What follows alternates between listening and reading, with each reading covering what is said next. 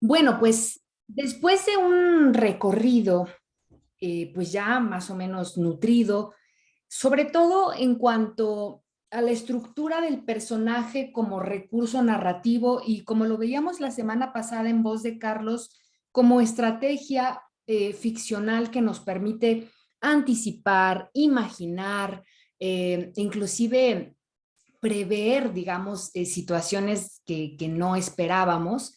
El, el hacernos una idea de quienes protagonizan los relatos que nos han contado toda la vida, nos remite tanto a la experiencia personal que tenemos con esos personajes, es decir, el yo, la madre, etcétera. Hoy vamos a ver otro personaje, como que nos lleva hacia la tradición, digamos, de la que venimos, en donde justamente esos propios personajes tienen sus características, tienen pues una serie de valores que les han sido atribuidos. Con relación a esto también el interés del curso ha sido desde el inicio desmitificar esos valores o esas características como atributos que se piensen, vamos a decir, incuestionables o únicos, ¿no? O sea, la madre, las mamás son así y tan tan. Los villanos son así, ¿no? Decía Carlos con relación al antagonista, que no necesariamente es siempre el villano, ¿no? Y cosas así. Entonces, tenemos en este curso la misión con cada lectura, con cada película, con cada canción, ¿no? Con el tema de las ciudades, de ver pluralmente a estos personajes como, pues, contenedores de un montón de lecturas posibles. Y en esta ocasión vamos a entrar hacia otro personaje que pareciera en un principio como antagónico a la figura de la madre o de esta mujer que materna, pero que no necesariamente lo es, y es justamente el personaje del padre, ¿no? Déjenme compartir aquí pantalla para comenzar a dialogar a este respecto, ¿no? Sobre la figura del padre, eh, antes de entrar en específico a los tres casos que yo les pedí que revisáramos, que son estos de aquí, ¿no? La pared de Ricardo Piglia, que lo encontré el cuento narrado, se los mandé, pero también les mandé las copias. La película del agente Topo, dirigida por Maite Alberdi, y les pedí también que leyeran La sintaxis de Cristina Peri Rossi, que es otro cuento también de Nocturno Urbano, esta publicación que hemos ido revisando a pedacitos con los aledaños, ¿no? Y así. Entonces, tenemos estos tres elementos o estos tres recursos. Por un lado, la sintaxis de Cristina Peri Rossi, la pared de Piglia y el agente Topo de Alberdi.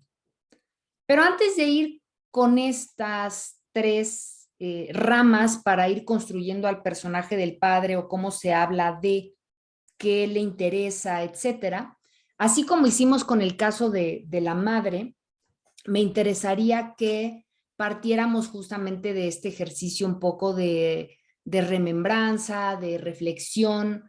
Cuando se habla de un padre de familia, ¿no? Porque también puede ser el padre como el párroco, ¿no? El cura.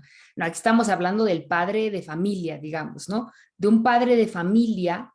¿Cuáles son las palabras, los valores, los temas, las características que se les vienen a la mente para justo hablar de este personaje, para caracterizarlo?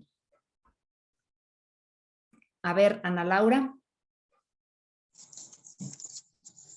Pues la identificación del padre es quien trae el dinero para el sustento de la familia, para todos los gastos, o sea, para todos los gastos, renta, luz, servicios, para todos. Es la persona que trabaja, que se va desde temprano y llega hasta el anochecer, a veces sin poder disfrutar a los hijos, pero es el que siempre, por lo general, siempre se la pasa trabajando.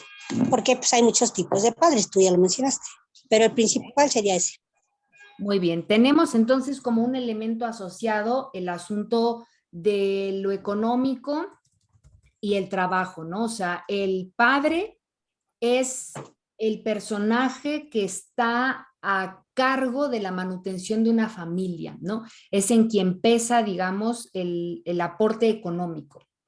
Esto no es menor porque además de que aparece implícito y explícito, tanto en la sintaxis como en la pared, el asunto del trabajo como algo que le da sentido al personaje masculino del padre es mucho más importante que el de los hijos para con relación a la madre, ¿no? O sea, la madre como que inmediatamente la relacionábamos o decíamos su sentido, su ser, su realización tiene que ver con la crianza, con el hijo. El padre, pues no es el cura del pueblo, es también alguien que tuvo hijos y sin embargo veamos cómo de los primeros elementos asociados a esta figura no son los hijos, no es la crianza, sino la manutención, la parte económica, lo cual es una navaja de doble filo, y ahorita te doy la palabra Marisela y después a Ángel. Cuando hablamos de dinero, cuando hablamos de manejo económico, de sustento, estamos hablando de un poder. Y es algo que también hemos comentado en otras ocasiones, ¿no? Las mujeres, digamos, que permanecen en cierto tipo de relaciones, etcétera, lo hacen porque muchas veces no tienen esta independencia económica que se asume de inmediato el varón sí tiene. Entonces, es un poder, pero a la vez en la construcción, voy a ponerlo por acá, del estereotipo de masculinidad, porque justamente sea el propio padre que la madre recurre al estereotipo de la masculinidad que representa la figura del padre, que es una figura muy freudiana, ya nos podrá decir Sofía. Sea un padre ausente o sea un padre presente, la figura del padre es este recurso de autoridad que se asocia en efecto al dinero, al poder, y que entonces cuando tú crías con esta mentalidad, tanto a niños como niñas, les estás generando, además de un imaginario polarizado en roles de género, a los niños que eventualmente tengan hijos o que quieran formar una familia, se les está criando con la idea de que tienen que ser buenos proveedores. Por lo tanto, si no alcanzan a tener un buen salario o si no tienen la posibilidad de proveer como les han enseñado, son menos hombres. Su masculinidad se ve reducida. De ahí tantos problemas con el tema de los salarios cuando hay una pareja, digamos que ambos trabajan y a lo mejor la mujer tiene mejores puestos o tiene mejores salarios. Porque el hombre que va a formar una familia tiene que ser proveedor. Y claro, de la creencia de esto, muchas mujeres, ¿no? Justo hablaba de eso con sus colegas antes en la clase de italiano que tuvo como tema consejos para encontrar un buen compañero o compañera en el amor. Hubo quien dijo, pues que tenga dinero. Y yo dije, pero entonces tú estás buscando a alguien que te resuelva cosas que a ti te faltan, no alguien que te acompañe. Yo estoy hablando de una pareja, de un compañero en el amor, no un papá, ¿no? Entonces, esta cosa de las mujeres asumen que la figura masculina dentro de un núcleo familiar es el que provee, conlleva muchas veces, no siempre, pero muchas veces a la búsqueda, así se dice hasta popularmente, ¿no? De un papá. de alguien que te va a mantener, de alguien que te va a dar. En fin, estamos entrando a temas complicados. A ver, Marisela, ¿qué otra cosa podemos decir del padre como figura? Buenas tardes. Bueno, antes se usaba, es el jefe de familia, Claro. es la cabeza. Yo quiero decir algo acerca de esto del proveedor. Es el proveedor, pero no el administrador. Eso. De ese dinero, ¿no? Realmente cuando se establece una familia, él trae, pero quien administra es la madre.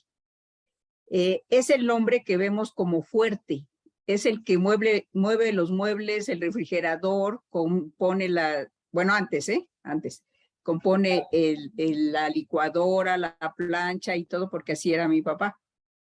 Entonces, es el que ves como que arregla un problema. Lo ves como que es el que apoya. Es el que pone ahí sí límites. La mamá es la que los aplica, pero el papá es el que pone límites respecto a que antes se respetaba mucho al padre y a la madre también, por supuesto, pero era el que generaba respeto. Claro. El que lo admirabas, el que lo veías como que nada de que le hablaras de tú. Se establece unos límites, es el que establece límites. Ahora, pues, desgraciadamente se ha perdido eso de que, hola Juan, ¿no? Cuando, pues, no deberías de llamarle así tan confianzudamente al padre. Entonces, bueno, el padre para mí es el que pone el orden. Okay. Y sobre todo más en los hombres que en las mujeres. Es el que, por ejemplo, ahí sí se dividía, para llamar la atención, mi padre era más enérgico con los hombres que con las mujeres. Okay. Es el que va a comprar cuando son los Reyes Magos, es el que provee. Entonces, pues yo creo que para mí eso serían las características. Es el sabio. Como sale, tiene más experiencias que la mamá. Ándale. Si la mamá se queda en casa, entonces él puede decir más sobre la vida, sobre las cosas de la vida. Entonces es el consejero, ¿no? Es el que daba consejos, el que orientaba, etcétera, etcétera. La mamá estaba un poco más limitada porque se quedaba en casa. Claro. Miren qué cosas están saliendo. Porque, claro, o sea, pensaba yo con esta cosa de la cabeza o el jefe de familia, ¿cómo eran las mesas antes, no? Yo cuando me mudé, lo primero que hice fue buscar un comedor que no tuviera cabecera.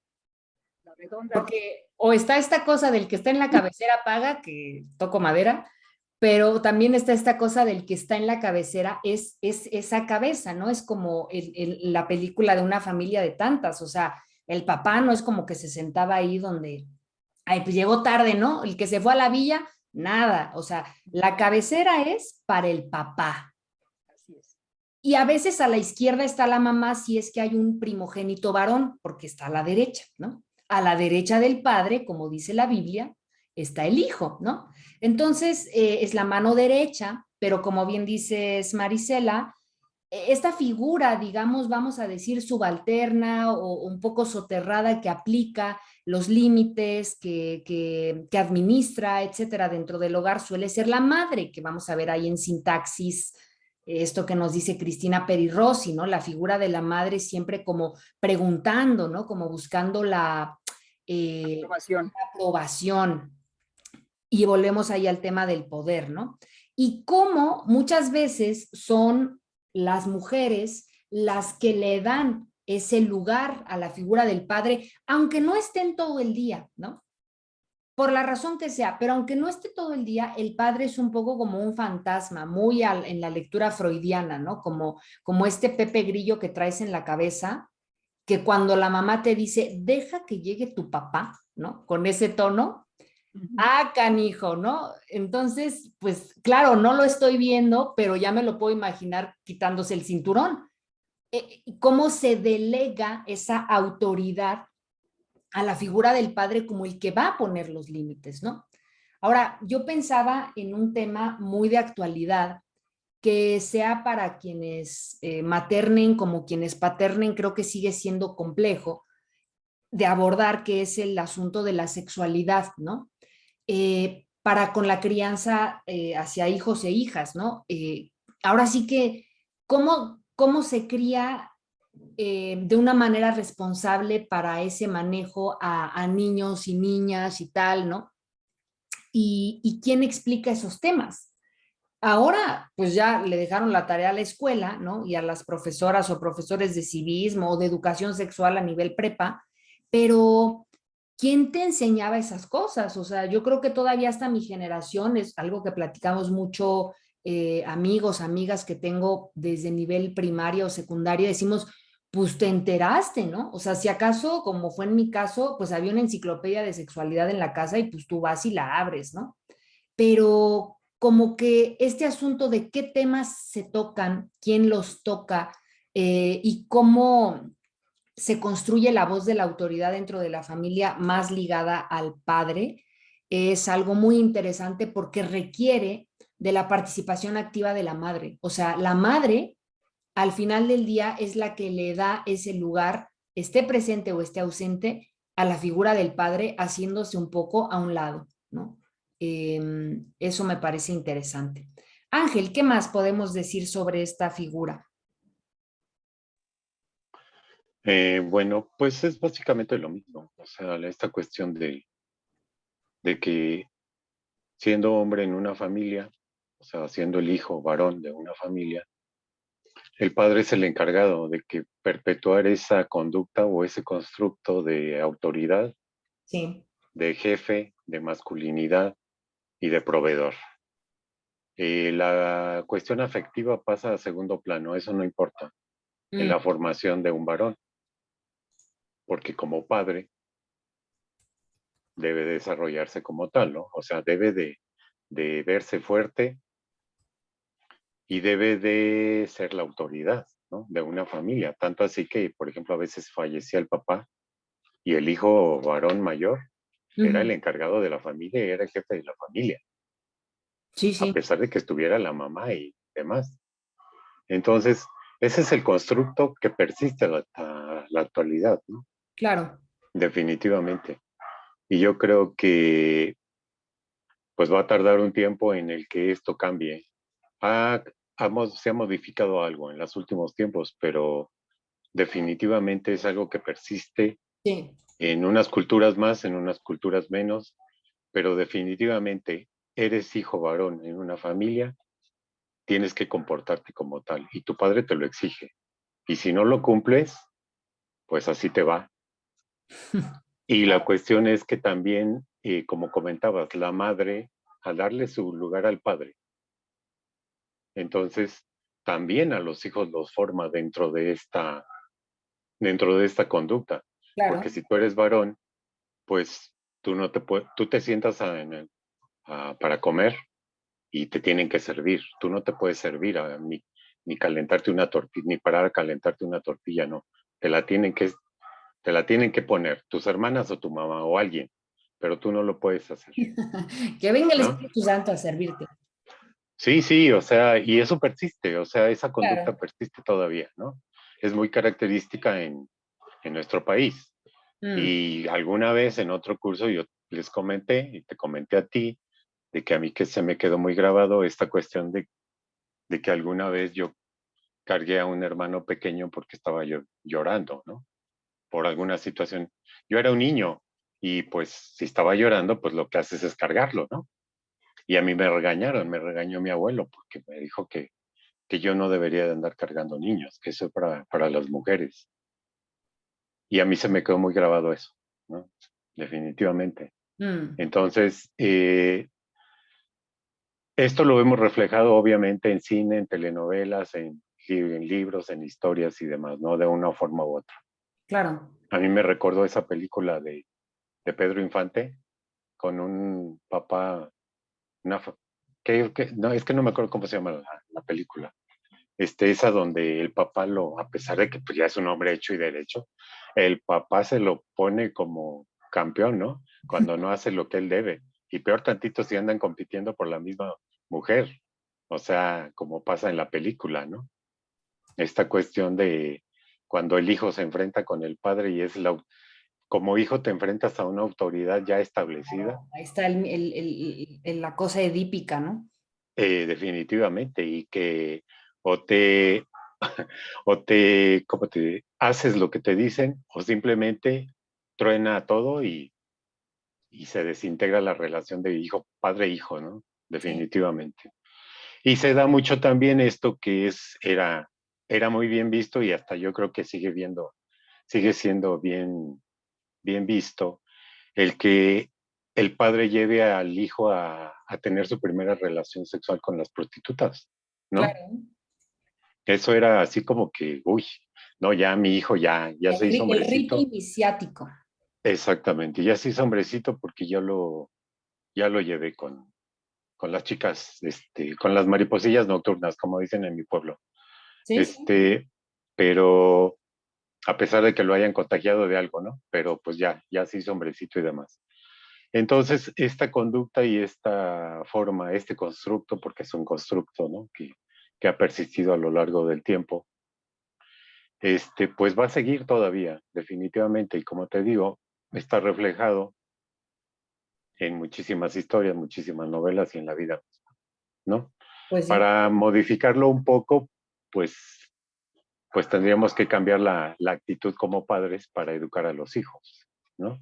Y En como, este caso, ¿no? O a sea, los hijos varones, porque igual como padre varón, bueno, no es cierto, es una redundancia, como padre, al hijo lo educas de una forma y a la hija la educas de otra forma. Tu hija ándale. se tiene que formar y educar de cierta forma porque es mujer, definitivamente, ¿no? Y no tiene que salirse de ese comportamiento asignado por el hecho de ser mujer, definitivamente, ¿no? Entonces, aunque han cambiado algo las cosas, todavía persiste mucho eso en nuestras sociedades y aún en las sociedades, de primer mundo, todavía se sigue dando mucho este tipo de conductas y demás. Y Ujú. no necesariamente en cierto nivel económico, por decirlo así, o social, que piense uno que porque tiene menos educación o menos dinero o un estrato social inferior, se da más frecuentemente. Claro que no, se da a todos niveles. Sí. Que yo tengo conocimiento de familias de mucho dinero y sigue siendo esta misma actitud, ¿no? El varón se tiene que comportar de una forma, la hija de otra forma, la hija se tiene que casar con el que yo le diga porque es el que le conviene, no hay Ujú. de otra, no hay de otra. O sea, y no te puedes ir porque te desheredo, ¿no? Entonces, en este punto, te digo, las características básicamente en lo que estamos analizando ahorita, pues básicamente son esta cuestión, te digo, tienes que ser la autoridad, el jefe, el proveedor y comportarte pues de una forma hasta cierto punto dura, porque tú eres la autoridad. Y entonces la cuestión afectiva pasa a segundo plano porque eso se toma como un signo de debilidad y obviamente tú no puedes manifestar eso, definitivamente. Sí, aquí hay algunas cosas que, como bien dices, ya se anotaron y me hacía sentido esta parte que comentabas antes de pasar con Sofía y con Miriam, de cómo la figura del padre también incide no solo en este modelo para con los hijos que eventualmente se van a convertir, ¿no? O se pretende que sean figuras de autoridad, sino para con las mujeres a las que muchas veces tratan como princesas, ¿no? La idea de la hija es mi princesa, mientras que a este canijo le exijo o le doy o no. Bueno, ahí el daño es a partes iguales, porque Sí, ni una es princesa, ni está desvalida, ni nada, ni el otro tiene por qué empezar desde tan temprana edad a asociar las expresiones de sentimientos, de afectos con un asunto, vamos a decir, feminizado y que por ende le hace débil, ¿no? Ahí estamos por parte doble causando un mal. Por otro lado, sigue habiendo querellas, actualmente hasta legales, ¿no? De hombres que quedan desempleados y que eso pasó mucho en la pandemia. Hombres que quedaban desempleados, que caían en depresión, porque es esta idea del proveedor, y que el matrimonio se iba al caño, porque la mujer seguía, digamos, pues trabajando, ganando, y le decía, bueno, no importa, o sea, quédate aquí, pero pues lava y, no, o sea, mantén la casa, ¿no? Que yo llegue y es que eso no me corresponde. Sí, O sea, esas cosas, ¿no? Y el gran peso moral y desmoralizante que tenía el hecho de decir, no tengo un trabajo, o sea, me está manteniendo una mujer, ¿no? O sí. sea, tonterías, ¿no? Para Sí, mí. es algo que como hombre nos han enseñado desde niños y que está tan metido dentro Sí, sí, sí, sí. que, que el día que ocurre esta situación que comentas, pues obviamente simplemente no lo Un puedo shock. asimilar. No es una humillación ese tipo de cosas, ¿no? Exacto. Pero pues a fin de cuentas todo es eso, la formación que tuvimos y la cuestión que se ha hecho a nivel social y cultural al respecto, ¿no? Definitivamente. Sí, y ya por último diría yo como en el caso de los varones todavía cabe esa posibilidad de negarse y decir, no lo hago porque eso es de niñas o eso es de la mujer o eso le corresponde a la mamá, pero cuando una madre, por decisión, por lo que sea, ¿no? Cría sola, en el caso de las madres, más allá de este estereotipo de la mamá lucha que platicábamos, sí se llega a utilizar la denominación de yo fui padre y madre, ¿no? Yo Sí, fui padre y madre. Y en el caso de un padre, no es que no pueda pasar, pasa o ha llegado a haber casos. Creo que Eli mencionaba un ejemplo la semana pasada. Cuando eso pasa, es decir, cuando el padre tiene que proveer, pero también tiene que criar, pero también tiene que dar afecto, no solamente ser estricto, ay, no, me parece que estuviera bajando Jesucristo por segunda vez, ¿no? Porque es algo que es tan raro de ver que por eso una figura que es muy atractiva para ciertas mujeres en mi rango de edad es la de un varón que es muy niñero, que le porque es como de, ay, mira, es como, o sea, es más tierno, es más afectivo, es más emocional. Eh, ¿Por qué? Porque hemos crecido con un estereotipo en donde esas características no son propias de la figura masculina, ¿no? así es. Ujú. En fin, muchas gracias, Gracias. Sofía, y después Miriam. Yo algunas características del padre y pensando en mi papá, era un hombre fuerte físicamente. Okay. Eso me sentía la sensación de protección. Cuando a veces tenía diferencias con mis hermanos, dije, pues, mi papá.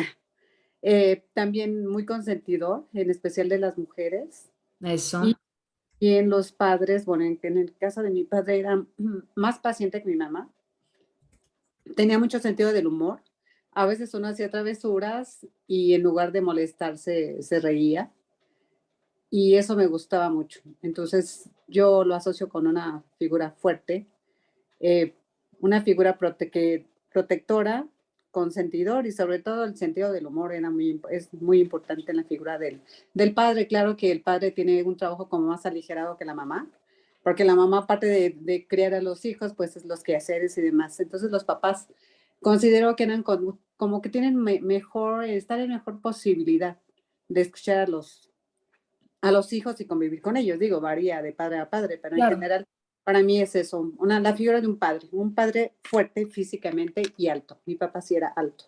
Eso me daba protección. Te daba ese Y, sentido. uh-huh.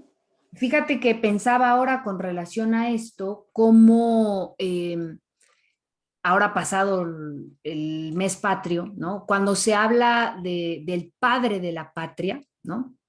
Estamos haciendo un juego metafórico que alude justamente a esta figura masculina que protege a la figura femenina, ¿no? Que es la patria, porque la patria suele ser siempre este recurso visual de la madre, ¿no? La madre patria, la madre tierra es la que materna, la que cuida, la que resguarda, la que da vida, pero esa patria está a su vez cobijada o tiene un sostén, un pilar en el padre.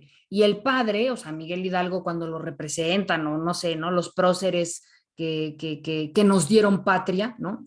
O sea, que nos dieron a esta mujer o este terreno fértil para ser mexicanos o para ser franceses o para ser la nacionalidad que sea, ¿no? Estos héroes ilustres tienden a ser justamente los varones, y cuando son mujeres, a las mujeres que participan de esas hazañas, se les llega a representar visualmente, digamos, en obras de arte, como masculinizadas.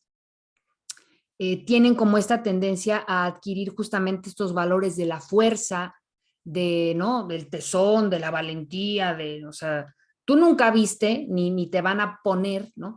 A Miguel Hidalgo chillando el día que, pues no, o sea, porque es el padre de la patria, ¿no? Esa es otra de las cuestiones que se han mencionado, ¿no? El afecto y tal. En cambio, la patria en sí, entendida como la madre de la nación, es dócil, es amorosa, pues todos estos aspectos que llegábamos a comentar que se asocian a la figura de la madre, aun cuando también hay discursos disonantes respecto de lo que implica maternar, ¿no? Miriam.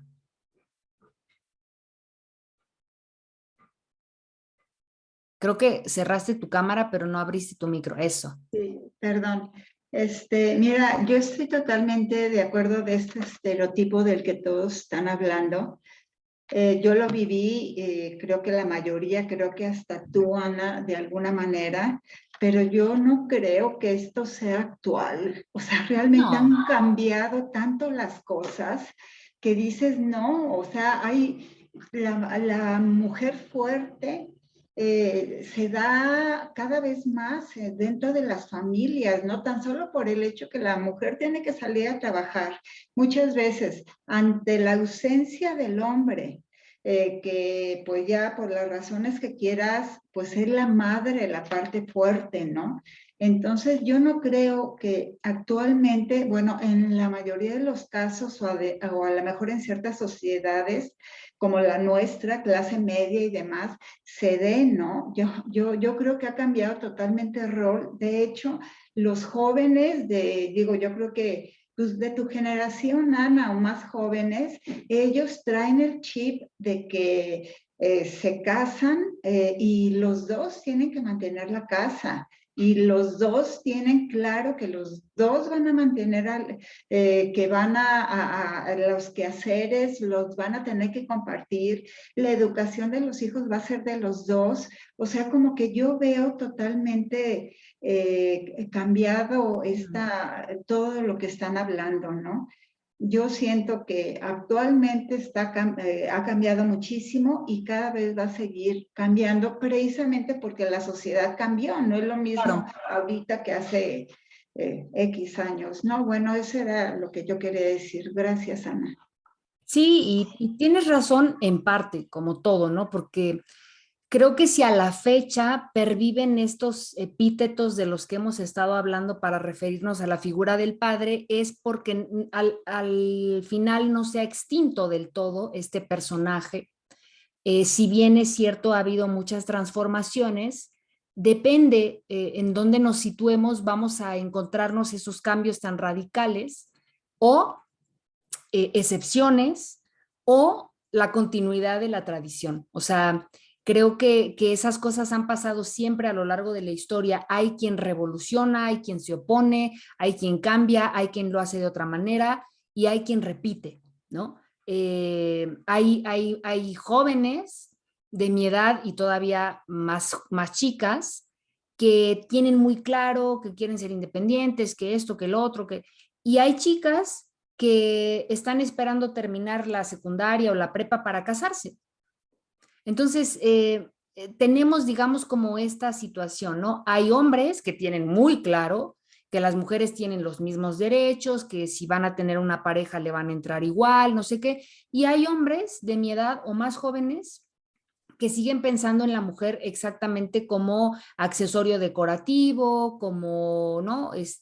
Una persona sumisa, pues en el momento del galanteo todo bien, pero ya que estamos juntos, yo soy el que tiene la voz, yo soy el que decido qué se hace, yo soy el que te va a decir si estás bien vestida o no.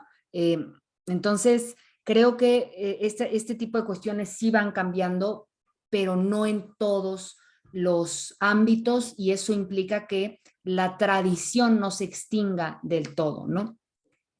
En ese sentido, creo que fueron los tres recursos que les recomendé revisar.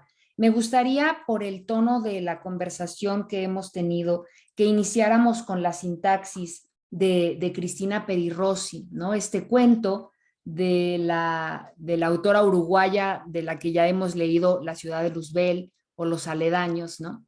Que creo que aquí es mucho más clara, ¿no? Perirossi no se mete en tanta metáfora y nos plantea un cuadro familiar muy particular que recurre por un lado, ¿no? Y ahora obviamente les regreso el micrófono, pero recurre a una serie de recursos para dibujarnos a esta familia. Y estos recursos serían en principio los hábitos, o sea, como aquello que se repite, y dentro de esos hábitos, obviamente, las preguntas. Hay otro elemento, ¿no? que creo que transmite muy bien el texto en términos de emoción, que es la monotonía. O sea, hay una cosa parsimoniosa ahí, ¿no? Como tanto en el preguntar como en la descripción que hace de los personajes, el semblante del padre, de la desesperación de la madre, ¿no? Y un último que diría yo es este de cómo ante los hábitos y la monotonía hay un elemento que justamente es aquello que irrumpe en el relato y que hasta cuando estás leyendo dices, ay, no manches, ¿no? A ver qué va a pasar, que es la intervención inesperada de la hija, ¿no? Que yo asumo que es una hija, pero nunca se habla, creo, de manera explícita de un género, ¿no? Para mí, el texto tiene como estos tres ingredientes o estos tres momentos y vamos a conversar un poco sobre cómo aparecen ahí, pues, estas figuras dialógicas del padre y de la madre, ¿no? A ver, Marisela, empezamos contigo y después Susi.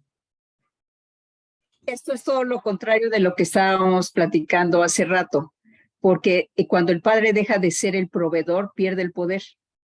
Exacto. Entonces, regresa a un ámbito extraño totalmente, porque para los dos, para la madre y para todo el mundo, porque la madre era, si tiene el poder el padre fuera y lo tiene en momentos, la madre tiene todo el poder, digamos, en un horario cuando está trabajando el padre.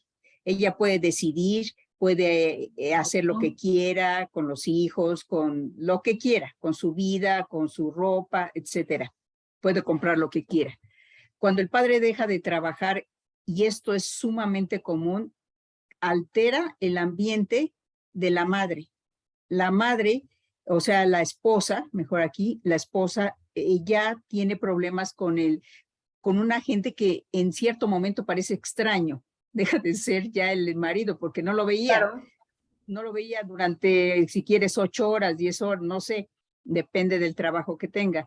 Entonces viene a interrumpir su rutina de la mamá, viene a interrumpir y entonces llega a ser, ya no es el proveedor, el dar cierta cantidad de dinero, ser el proveedor le da el poder.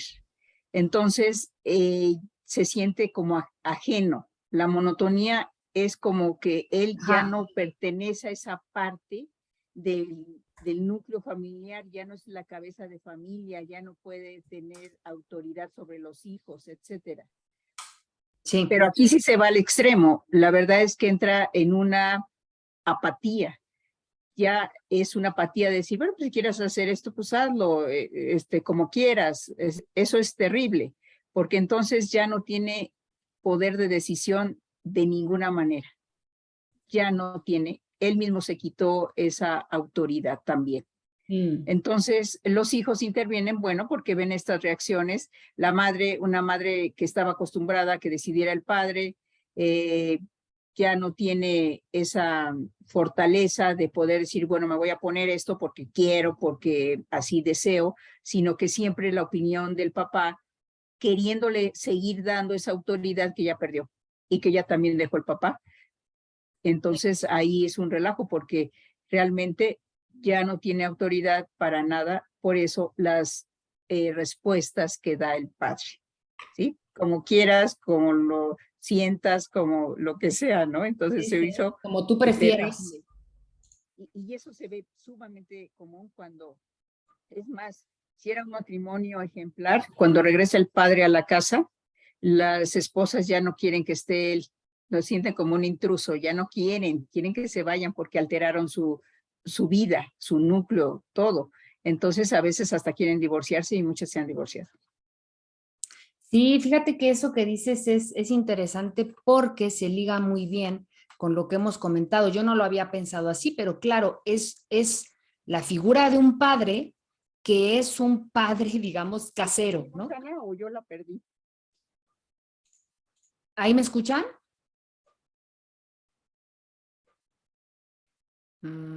Creo que no.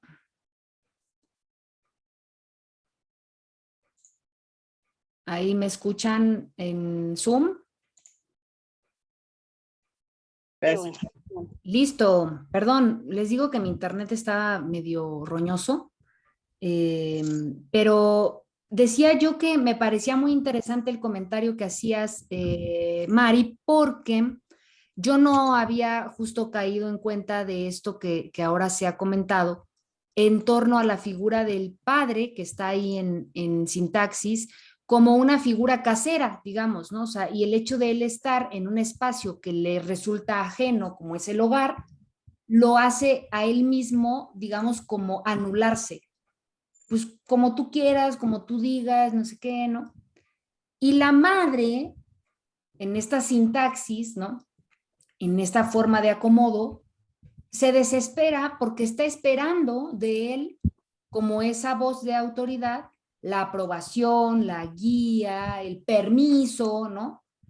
Entonces, claro, muchas veces estorba más la figura así entendida, digamos, de la figura paterna o de la masculinidad en un espacio en donde tú tienes ciertas expectativas sobre su forma de comportamiento y al final resulta en otras, ¿no? Muy bien, eso es interesante. Ahora lo voy a anotar. A ver, Susi. Bueno, pues a mí en la narración no me queda claro si el padre sigue siendo o no proveedor, pero se me hace una relación sumamente conflictiva que está soterrada. Sí. Me da la impresión de que la actitud del padre es un escudo, pues que se ha ido creando a través de la repetición infinita de los planteamientos de su esposa y que termina por ser indiferente y ya no tiene oídos para ella, ¿no? Y de una manera es una manera de evitar el comunicarse realmente. Y la madre, a sabiendas de las respuestas, de que no hacía nada, ¿verdad? Por cambiar la dinámica, quizá por miedo a tener otro tipo de respuestas. También. Y cuando la hija se atreve a expresarse libremente, porque ella es la que está viendo, pues, esa dinámica espantosa, pues la madre es la que salta, porque le descuadra absolutamente todo, ¿no? El padre como que se anima, como que ve algo diferente, pero la madre se encarga de ponerla en su lugar. Finalmente ahí la que manda es la madre, ¿no? Ese es mi comentario, Ana, gracias. Fíjate que qué curioso, porque claro, o sea, es como esta cosa de quién tiene la última palabra. Al final, la última palabra pareciera, ¿no? O resulta que la tiene la madre o la tiene la mujer dentro de la casa, pero ¿qué pasa? Que se la vuelve a dar al padre, ¿no? O sea, entonces claro, es como el padre no la toma. Claro, o sea, se la vuelve a dar al padre y, ay, creo que también mis chanclas o no sé qué, ¿no? Que están hablando de los zapatos o del vestido rosa. O sea, ella, digamos que vuelve a dominar la situación, pero cuando ella le quita la varita a la hija, se la vuelve a dar al papá, ¿no? Sí, sí. Sí, claro. Estos ciclos tóxicos, ¿no? Muy bien. Gracias. Gracias. Ángel. Bueno, pues para mí cuando leí el texto, pues bueno, explica muy bien la situación que se vive prácticamente en todas las matrimonios o relaciones de pareja. Y así, tal cual. Es la monotonía, es el hartazgo y es pues ya mejor ni me hables, ¿no? O sea, porque me da lo mismo que me digas una cosa, me digas la otra. Y yo lo he visto tan cerca, ya no nada más en los libros, sino en la misma familia, en los conocidos, en las amistades. Es la misma situación. Es una monotonía y un hartazgo que, en el mejor de los casos, como que civilizadamente cada quien dice, bueno, ¿sabes qué? Ya tú haz tu vida, yo hago mi vida, vivimos en la misma casa, pero Claro. cada quien hace sus cosas y punto. En el mejor de los casos. Pero desafortunadamente, en muchos otros casos, es un conflicto tan terrible todos los días. Y ahora sí, como dicen algunos, es un infierno porque en ese, para mí es un momento en el cuento en el que me da la impresión de que el papá es un hombre jubilado, retirado. Y es cierto eso, la mujer estuvo tanto tiempo sola en su casa. Sola me refiero al hecho de que se va el marido a trabajar, se van los hijos a trabajar y yo soy dueña de mi espacio. Y Sí. hago y me programo y hago lo que quiera y así es el transcurso de su vida, ¿no? Toda la vida acostumbrada a tener ciertas actividades, programarse su vida, su espacio y demás. Y entonces yo lo viví muy cerca, te digo, en la familia, al darme cuenta de que cuando el hombre ya estaba en casa, porque ya no tenía que ir a trabajar, y eso es una secuela de esa formación que te hacen como proveedor en tu familia, de que si ya no trabajas, entonces ya no sabes hacer nada, ya no puedes hacer ninguna otra cosa. Y entonces, ¿qué hago? Pues estoy en mi casa. Pero resulta que al paso del tiempo, pues para tu esposa ya no eres el hombre al que quería mucho y al que consentía y demás. Para ella ya eres un estorbo, porque ella ya hizo su espacio, ¿no? Sí, sí. Y entonces le alteras completamente tu rutina. Y la clásica es, te digo porque yo lo vi, o sea, le decían, ¿sabes qué? ¿Por qué no te vas a sentar en los pueblos? ¿Por qué no te vas a sentar a la plaza principal con tus amigos? ¿O por qué no te vas con tus amigos? Porque le estorbas a tu esposa o a tu pareja, ¿no? Definitivamente. Y entonces el hombre se siente inútil. Y a mí es lo que yo les pregunto a muchos, le digo, bueno, es que definitivamente el día que dejas de trabajar en lo que hiciste, ¿se acabó tu vida? Pues claro que no, hay tantas cosas que hacer, ¿no? Claro. Pero Simplemente te digo, involucrarte en la casa, ¿no? Cosa que tampoco pasa por la cabeza de muchas no, personas. menos, ¿no? Pues si nunca lo hicieron, pues menos lo van a hacer a estas alturas, definitivamente, ¿no?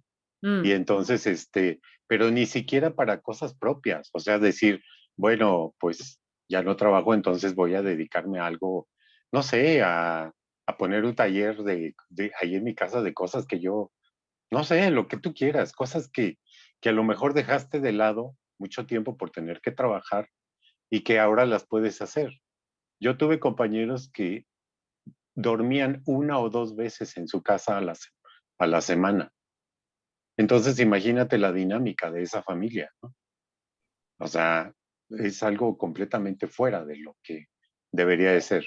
¿Con qué afán? Pues que con el afán de que pues tengo que, como soy el proveedor, tengo que darle lo mejor a mi mujer y a mis hijos. A mi mujer le tengo que cambiar la camioneta cada año y a mis hijos tengo que tenerlos en los mejores colegios, ¿no? ¿A expensas de qué? Pues de la relación de padre con tus hijos y con tu esposa, ¿no? Definitivamente. mm. Entonces, como dice Mari, ¿no? Pues bueno, pues definitivamente para las mujeres en ese momento de la vida eres un estorbo y entonces el hombre se siente inutilizado. Perder poder, pues si alguna vez lo tuvo, pues bueno, es más que nada, ya eres un objeto en la familia, porque los hijos aparte ya hicieron su vida, ya son universitarios o algunos ya formaron familia, ya se fueron. Y entonces son estas dinámicas que que tienes que vivir y que te digo, no me separo o no me divorcio porque socialmente no está aceptado de que pues me separe o me divorcie, ¿no? Tanto para él como para la esposa. Y entonces, pues, ¿qué hacemos? Pues vivimos en la misma casa aunque nos estemos peleando y demás, que es lo que pasa frecuentemente. Y Sí, entonces, no sé si lo han visto últimamente, pero a mí me sorprende la cantidad de divorcios que hay de gente ya de cierta edad, que yo digo, bueno, ¿y por qué se divorciaron hasta este momento, no?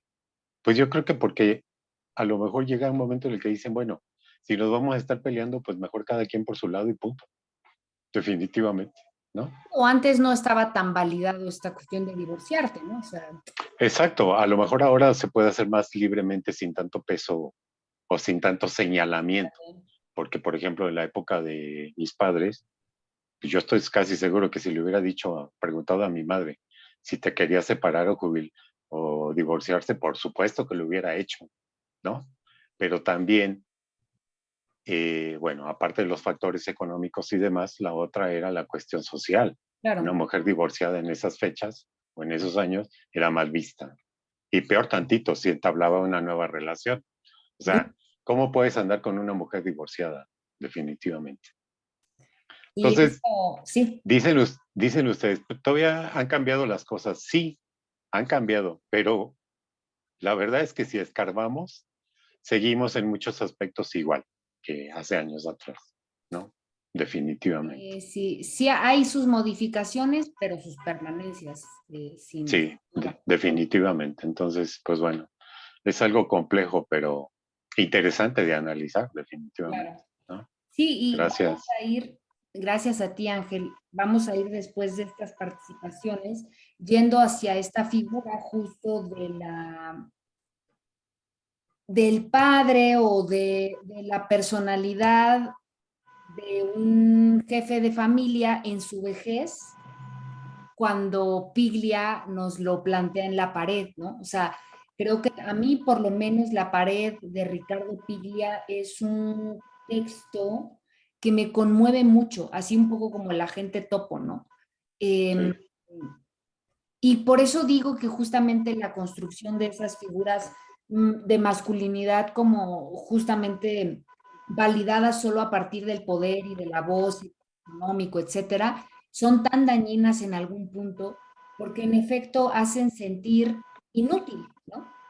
Como, sí, o sea, y eso pues también es un problema, ¿no? sí, ese relato de Piglia es también plantea un momento en la vida del hombre ya en esa etapa de la vida muy, muy, muy, muy especial, muy Sí. característica y la verdad muy interesante también. O sea, Vamos ahora a, sí que, vamos a ir hacia allá ahora. ok, gracias. De nada a ti, Ángel. Marta, por favor. Y bueno, en primer lugar, sí dice que es hija, porque habla de que ella es la única hija. Ok, ok. Ya O decía. sea, en algún punto recuerdo haber leído eso, que decía que había un poco más de cercanía con ella porque era la única hija. Ok. ¿Sí? Y yo pienso que el hartazgo es más bien de él, no tanto no tanto de la madre, porque la madre a la hora que está haciendo las preguntas, que pues son totalmente insulsas, pero es una forma de tratar de involucrarlo, ¿no? O sea, ¿qué prefieres? Te quiero dar gusto.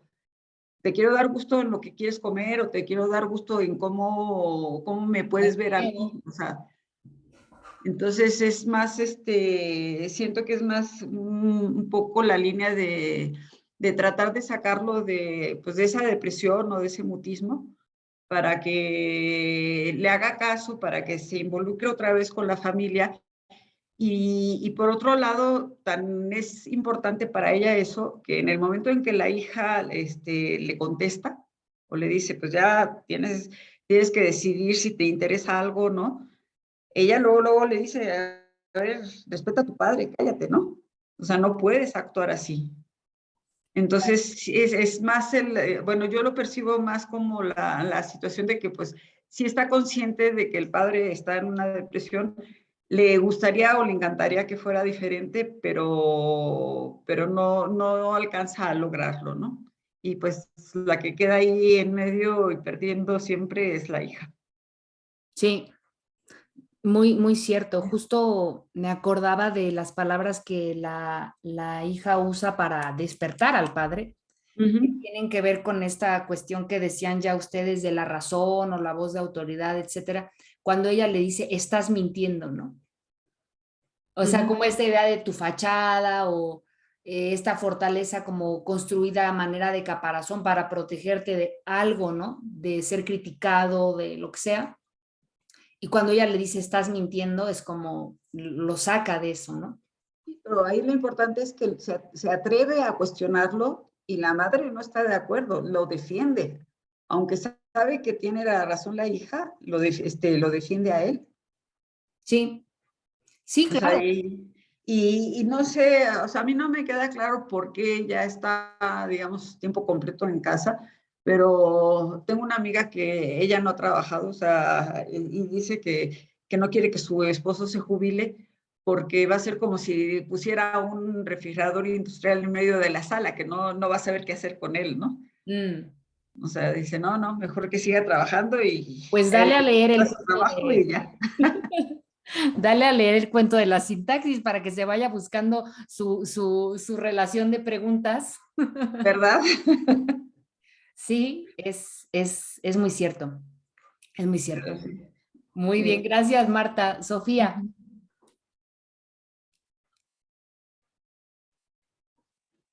Em, primero sentí que este relato está montado en una atmósfera cuando dice crecí en el rencor.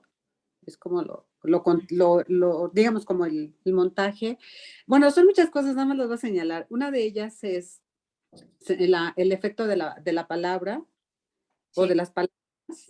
Em, Finalmente, en relación a todo el relato, siento que paradójicamente esta idea de la repetición, lo de lo que quieras, finalmente es paradoja porque es lo que los une a esta familia. Em, el hombre es casi perfecto, porque dice, no se destemplaba nunca, no tenía excesos de ira, no maldecía, no había de dónde criticarlo. Entonces, Mm. como también es paradójico. En cambio, la mujer tenía excesos de nervios, ella era como requería el reconocimiento del esposo. Eh, Había una necedad de la madre, porque si ya sabía la respuesta de él, pues ella insistía. Bueno, a mí me parece que el asunto está en ella, en esa devaluación, en esa necesidad de que el otro la mirara, la reconociera. La hija, la hija también, había puesto algo bueno, ella dijo que considero que el hombre no está en la fase de que ya está en la casa, sino ella decía que ya era cotidiana este enlace de que el Señor no se comprometía. Siempre pasaba lo mismo, pero se iba acentuando el malestar en ella. Y sin embargo, yo creo que ese Sí. malestar es lo que los unía. Pero algo que iba yo a comentar, también al final me llama la atención cuando ya está en crisis ya cuando va a terminar el relato, cuando el papá se va a la cocina y dice, y ahí reacomodó la mirada. Entonces también dice así, en la cocina, mi padre había tenido tiempo de recomponer la mirada, volvió a ser fría y distante. Entonces, Ujú. hay muchos sentidos que ahí se manejan, pero ya es muy amplio, pero me gustó muchísimo esta. A la vez es algo que los diferencia de hombre y mujer y a la vez los une, esta repetición. Sí. A mí la base es la repetición, el efecto de la palabra y el crecer en el rencor. Son como elementos que le dan como direccionalidad al relato, al contexto. Me gustó muchísimo para analizarlo ya con más calma y ya sería todo lo que podría, bueno, hasta ahorita lo que podría decir acerca de este relato que me gustó mucho desde el título, la sintaxis, ¿no? Ujú. Desde ahí empieza. Y la desesperación, que el malentendido, siempre hay en la palabra, hay malos entendidos. Y desde ahí surge el conflicto de los malos entendidos, la palabra dicha o la palabra no dicha o la palabra pensada. No sé, hay tantas cosas aquí que se pueden jugar o analizar. Sí. Excelente. Uh -huh. Fíjate que ya desde el inicio, hablando de la palabra, como tú lo señalabas bien, esta idea del rencor me hizo remitirme a la atmósfera del relato, en efecto, y cómo o de dónde viene, en todo caso, ese rencor del que habla, ¿no? A mí me da la impresión, y creo que es algo que pasa todavía, que el problema, digamos, en esa sintaxis, en esa relación, estaba dado en función de las expectativas y las renuncias que cada una de las partes asumió como algo que era culpa del otro, ¿no?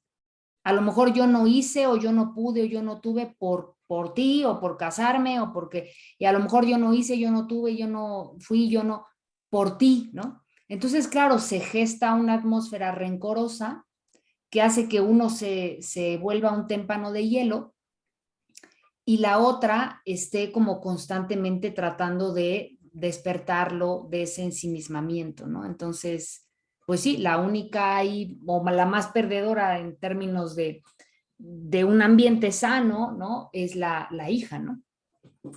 Muy bien. Eli. ¿Yo? Sí, cerraste tu micro, ahí está. Sí, sí, perdón. Pues mira, a mí me cayó, esto lo encontré como casi una repetición de algo que yo había vivido. Yo viví esta situación casi idéntica en mi casa, ¿no? Y yo recuerdo que a mí me daba muchísimo, o sea, me daba indignación, pero lo que me llamó mucho la atención es el final, porque lo viví exactamente en mi casa. Yo cuando intenté poner un fin a esa situación, creando una crisis, o sea, de desenmascarar a mi padre por esa pereza mental que a mí me molestaba tanto, ¿no? De lo que quieras y lo que gustes y como mi papá decía, no era la misma frase, porque mi papá decía como tú quieras.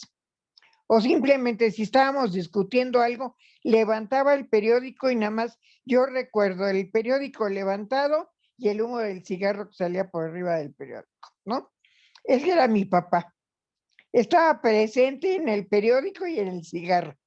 Pero el papá o sea, detrás del periódico se escondía y ya, él no opinaba, él no, porque era más cómodo, ¿no? Porque sabía que mi mamá le resolvía los problemas. Yo así lo veía, pero la sorpresa fue cuando yo intenté crear una crisis que mi mamá se volteó enfrente a mí y yo siempre sentí, eso es algo que yo de jovencita reprochaba y sentía yo, por ejemplo, que yo sentía que era como vaya, como que ellos siempre estaban juntos enfrente de mí, creando un equipo, o sea, pero siempre ellos juntos y yo del otro lado, ¿no? O sea, ya después, bueno, me di cuenta de cosas y de situaciones que habían pasado. Claro. Creo que hay razones, ¿no? Yo creo que hay que reflexionar las razones que hay detrás de una conducta así, ¿no? Sí.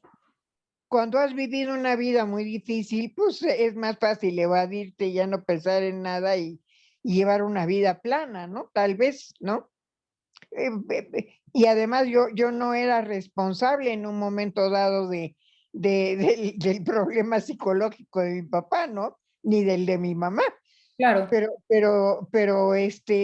Pero sí, claro, los hijos reaccionan porque molesta terriblemente, ¿no?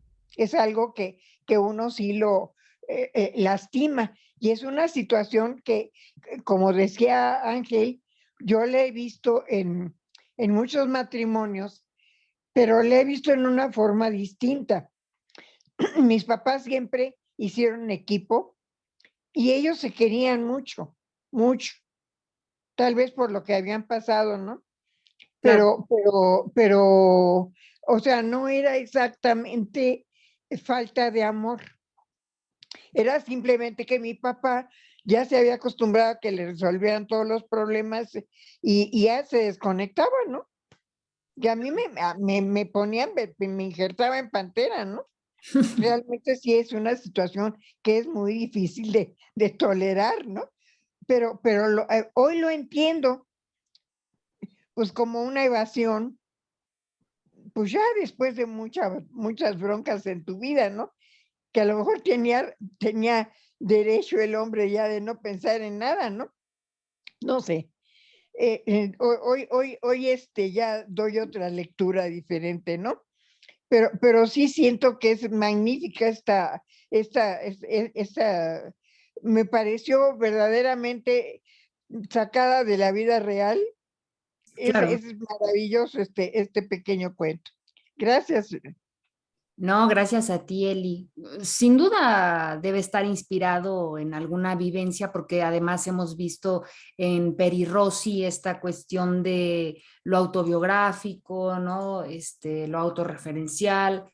Y claro, a ella también le tocó vivir un periodo de dictadura en donde, digamos, como estos elementos de la masculinidad paterna que hemos ido constelando desde el inicio de la sesión, pues estaban más acendrados, ¿no? Más fuertes. Rosy. Sí, yo lo que he visto es que no es lo mismo jubilarse para los hombres que para las mujeres. Ah, no.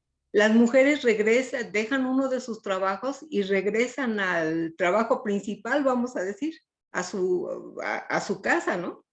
A seguir atendiendo, a seguir trabajando en casa. Y con los hombres es diferente porque ellos no regresan. Ellos apenas como que empiezan a vivir en su casa. Descubren que tenían un hogar.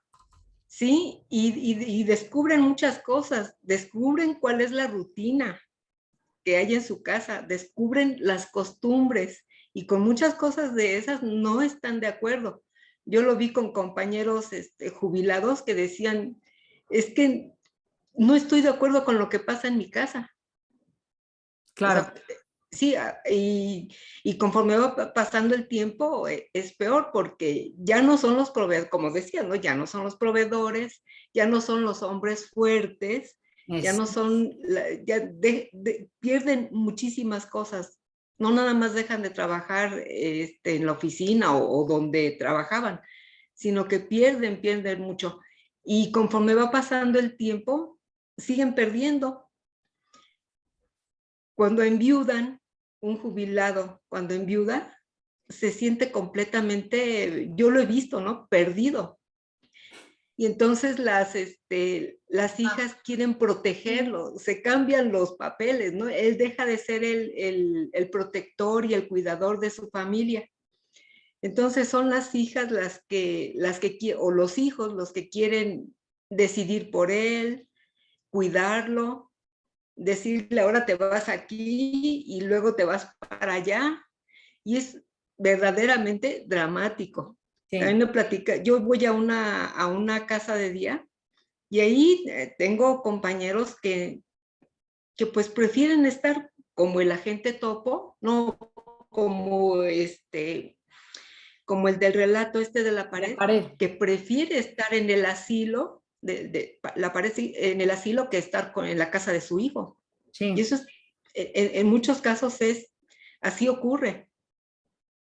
Sí, sí, sí. Porque está esta extrañeza respecto de la casa, respecto del hogar, como bien comentaban ustedes. O sea, no es un retorno a, sino que es un descubrimiento de, ¿no? Y eso cambia completamente, ¿no? Sí. Muy bien. Así es. No, a ti, gracias, Rosy. Y justo a ver, Ana Laura, para pasar a la pared. Bueno, aquí, primero que nada, mi pregunta sería, la sintaxis, ¿cuál es su significado? ¿Algo extracto, un extracto? No, la sintaxis se refiere en términos de la semiótica, que es una parte del estudio de la lingüística, a la relación entre las cosas. O sea, esa es una sintaxis, una relación. Ok. Bueno, pues aquí lo que yo veo rápido y fácil es que esta persona, este señor, pues sí es una persona, pudo haber sido jubilado, pudo haber sido, bueno, ya una persona grande que está en casa, ya no labora, ya no sale, y que a pesar de sus contestaciones que son, pues a lo mejor expresiones de afecto, sí, mi amor, lo que tú quieras, como tú decidas, o sea, todo No muy, muy, son en ese muy, parsimonioso, ¿no? exacto, pero la verdad es que todas estas respuestas son automáticas, ya son de rutina, son sin emoción, eh, sin vida realmente, ya son respuestas predispuestas para todo, sin excepción, sin participar, sin reaccionar, muy frío, muy distante, como autómata realmente. Una persona monótona, una persona que no se involucra. Y aquí yo pienso que la esposa, a pesar de ser el señor como es, pues la esposa siempre trata de involucrarlo. Es como si, bueno, ahora me contestó que lo que yo quiera o como a mí me guste, y mañana, y al rato le pregunto otra cosa y me va a contestar lo mismo. O sea, siempre es como a lo mejor que ella piense, bueno, otra oportunidad, a lo mejor ya ahorita reacciona y ya me... Otra oportunidad. Claro, y cada vez es otra oportunidad y otra oportunidad y otra oportunidad para que se involucre, para que participe, para que reaccione, cosa que nunca se dio ni se dará mientras más grande el señor sea. Efectivamente, la hija la más, pues, amolada, pues, porque qué flojera, ¿no? Ese tipo de vida, porque pues ella vive ahí, todo lo escucha, todo lo asimila, y hasta que pues embota y contesta, ¿no? Y le contesta al papá, pues a lo mejor groseramente, en el sentido de que no es cierto lo que dices, como que reacciona, como que, pues a ver si hay un cambio, ¿no? Cosa que no se da. Y lo peor del caso es que la mamá, pues la mamá retoma la situación y la calla, pidiendo nuevamente el respeto hacia el padre, sea como sea, ¿no? Que sea. Yo creo que esto es clásico o fue clásico en matrimonios antiguos, ¿no? Aquí, ¿Quién sabe? pues yo creo que ahorita ya no se da, porque de menos es, si fuera lo mismo, la mujer no se va a dejar, lo va a mandar a la goma o le va a contestar de otra manera, o se agarran a golpes, o sea, ya no es esa reacción de, pues, por más que le diga, es que yo te quiero dar gusto, ¿qué quieres comer? O yo te quiero dar gusto, ¿cómo me veo mejor? O yo te quiero dar gusto, ¿dónde quieres ir? Y el Señor siempre, como tú digas, lo que tú dispongas, o sea, ay, qué flojera. Y yo creo que eso era antes, en la actualidad no, o sea, que se va a gestar una revolución.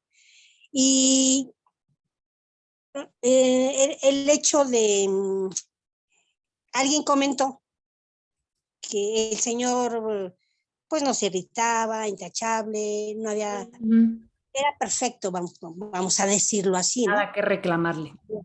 Nada que reclamarle como perfecto. Y pues no, yo creo que sí, había que reclamarle absolutamente todo. Simplemente, que es todo, su actitud, su falta de entusiasmo, su falta de participación, o sea, es un señor que ya no vivía, un autómata. Eso es lo que me denotó a mí este cuento, este relato y tan. Pues sí, es un texto mucho más breve que los otros que vimos, pero que tiene un espacio, digamos, como de análisis, ya lo decía Sofía, que puede ir hacia muchas aristas, la parte del lenguaje, el lenguaje corporal, las metáforas, las ambigüedades, ¿no? Pero vamos a quedarnos hasta aquí con este texto para pasar a algo que más o menos ya se ha esbozado a propósito de esta figura masculina del padre disminuida por la edad, que a veces puede causar ternura, a veces también por todos esos rencores, ¿no? Que no siempre ocurren, pero cuando ocurren, digamos, ante la vulnerabilidad de la persona es cuando surgen, ¿no? El decir, mi papá era así, me trató y tal, y cuando él es viejo, entonces ahora yo lo mangoneo, ahora yo lo insulto, ahora yo, etcétera. Y o la literal, la sensación de no pertenencia a un espacio o de no acuerdo a ciertas logísticas que hacen que, en el caso de la pared, el personaje que está hablando, que nunca sabemos su nombre, solo sabemos que es un viejo, ¿no? Decida, como él lo dice, empacar sus cosas, ¿no? A mí no necesitan decirme 2 veces, ¿no? Así las típicas frases de, pues de viejito, ¿no? Empaca sus cosas y dice, me voy a un asilo. Y ese cuento, además de que creo yo es muy fuerte en muchos sentidos. Comparto mi pantalla para ir haciendo el mapa. Eli, dejaste tu manita arriba, no sé si querías comentar algo más o solo se quedó la mano arriba. Bajo la mano, muchas gracias, ¿no? Ok, ahorita la puedes volver a subir, claro. Aquí en la pared creo que hay varios elementos que están en sintaxis y que están en el primer diálogo que sostuvimos a propósito del imaginario que tiene ese viejo como hombre, como antiguo proveedor, ¿no? Por un lado, o sea, ¿cómo es la constancia del el trabajo? O sea, eso lo definió, eso lo sigue definiendo. Tiene ahí un trauma con el tema del accidente como camionero o lo que sea, que lo jubilan por esa razón o eso hace parecer, ¿no? Como que ese evento hace que él deje de ser indispensable en su trabajo y eso lo marca, porque lo hace sentir en una inutilidad. Y es como el trabajo y después, claro, está también la figura de la esposa, ¿no? Como en un segundo término. Aparece por ahí el hijo, pero el hijo es como este apéndice de decir yo estaba ahí y preferí salirme. Pero la esposa que se da a entender que ya falleció, cuando él no puede más aferrarse al tema del trabajo, que es de lo que quiere hablar con los albañiles, ¿no? Como estos hombres jóvenes con los que, digamos, coquetea en una charla muy de club de Toby, ¿no? O que él cree que es como charla de club de Toby entre machos, ¿no? Cuando finalmente estos albañiles se van y tal, él se queda con su memoria. Y es una memoria en donde de nuevo aparece siempre su yo como proveedor, su yo libre, su yo móvil, su yo en ese espacio público. Y después dice la vieja, ¿no? Esa mujer con la que eventualmente se casó. Y cómo es esta dupla, ¿no? Trabajo, esposa y diríamos casa, que aquí entramos al discurso que ya venían ustedes señalando. El hombre jubilado o el hombre pensionado se siente extraño en ese espacio. Entonces, en realidad, inclusive puede preferir estar en otro porque ahí no pertenece, ¿no? A diferencia, digamos, de las mujeres a quienes se les o se nos educa más en un contexto de el espacio privado, Entonces, ¿qué pasa con esta otra versión del padre, digamos, que de alguna manera se enlaza también con este agente topo, que también llega al asilo, en este caso no es una hija, no es un hijo, es una hija, pero con la que tiene un previo acuerdo de decir, perdí a la esposa, ¿no? O sea, es la viudez. Y me siento solo en mi casa, o sea, ahí no estoy más que pensando, dice él, ¿no? Es la memoria en ambos casos. No estoy más que dándole vueltas a lo mismo y me estoy haciendo daño y no me siento productivo, volvemos al trabajo. Quiero hacer algo, ¿no?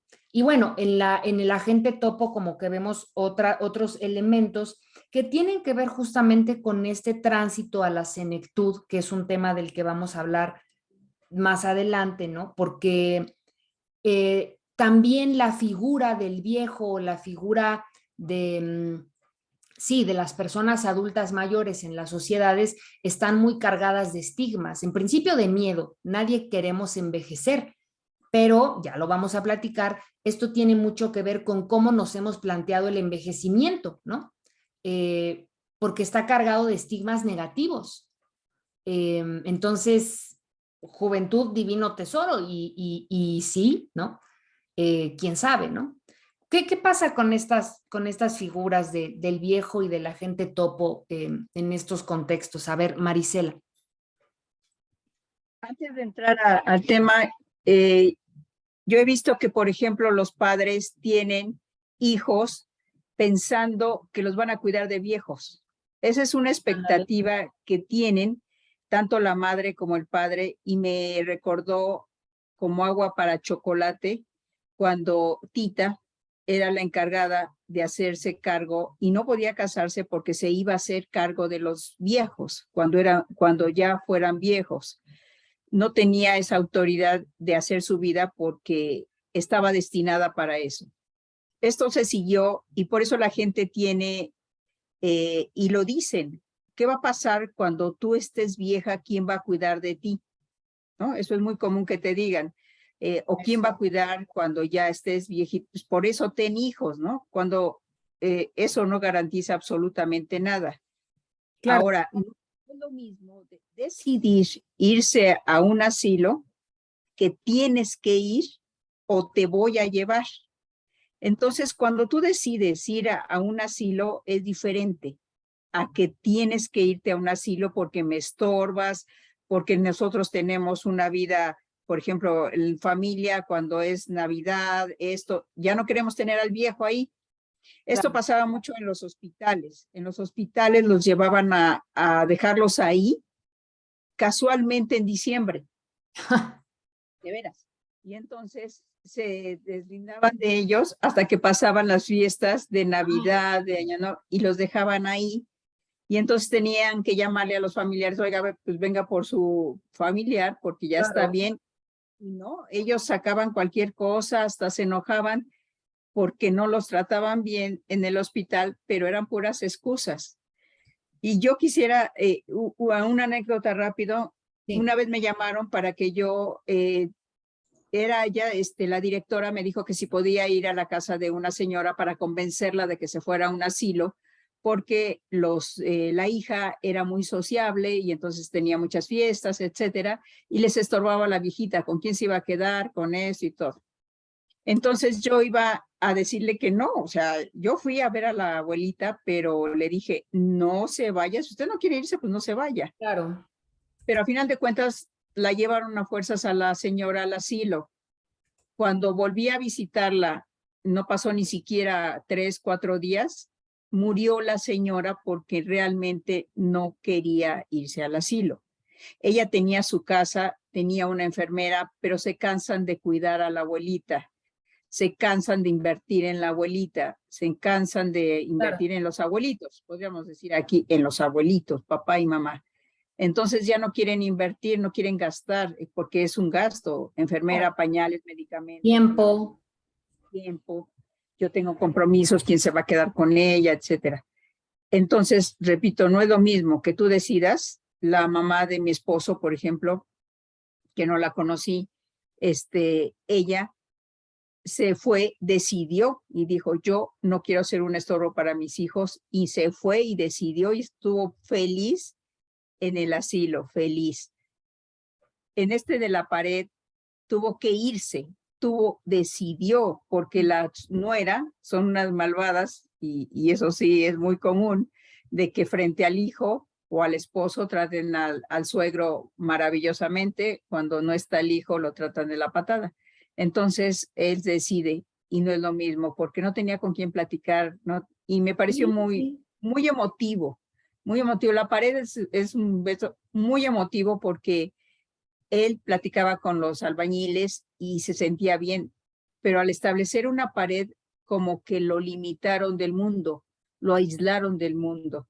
Entonces es alguna situación muy, muy difícil, ¿no? Se deprimen, los señores que están en un asilo se deprimen, y el abandono que vemos en la gente topo todo el abandono que hacen los hijos, de veras que los abandonan, no van a visitarlos, que se haga cargo otra persona. Yo ya cumplí con que alguien se haga cargo. Es muy triste y es una realidad, pero actual. Claro. Entonces, eso es lo que yo podría decir. Sí, aquí justo creo que hay en el agente topo y la pared una coincidencia con el peso de la memoria y los recuerdos que a veces son alicientes y a veces son anclas, ¿no? Porque justamente implica como este dolor de la transición ligada al reconocimiento de una juventud o de un pasado que se añora y que se idealiza y de un presente en donde te sabes estorbo o olvidado o incapaz de, ¿no? Ya no puedes valerte por ti misma, ya tienes problemas, no sé, de audición, de visión, de... Y eso no siempre, pero en ocasiones ciertas personas dentro de la familia te lo hacen más evidente, ¿no? Y entonces te sientes peor, ¿no? Creo que hay una cuestión ahí muy interesante en esta metáfora de la pared, en efecto como algo que excluye, que segrega, pero que a la misma vez este viejo que está hablando aquí siempre se reconoce, digamos, como diferente a los con los que está, ¿no?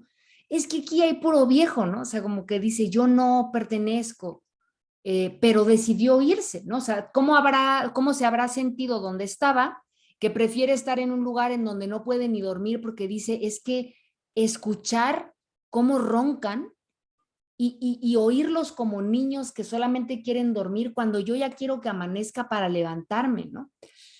Hoy ese tema, híjole, cuando lo puse en el calendario, ya vamos a hablar de él, pero sí es muy fuerte porque creo que es otro de esos personajes, al menos yo cada vez lo veo más. El otro día puse a mis estudiantes de filosofía y letras a hacer unas encuestas ahí por CEU, y llegaron a sistematizar los datos, les puse, hagan una media de a quienes entrevistaron, no sé qué, y dicen, pues había como una señora de 30 años, dije, ya van a llegar, ¿no?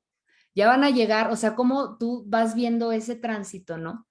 Y al menos yo creo que una gran fortuna de haber coincidido con ustedes y otros colegas es que aprendes a ver el mundo diferente siendo joven, ¿no? Y cada vez vas viendo esa distancia como algo que no puedes evadir.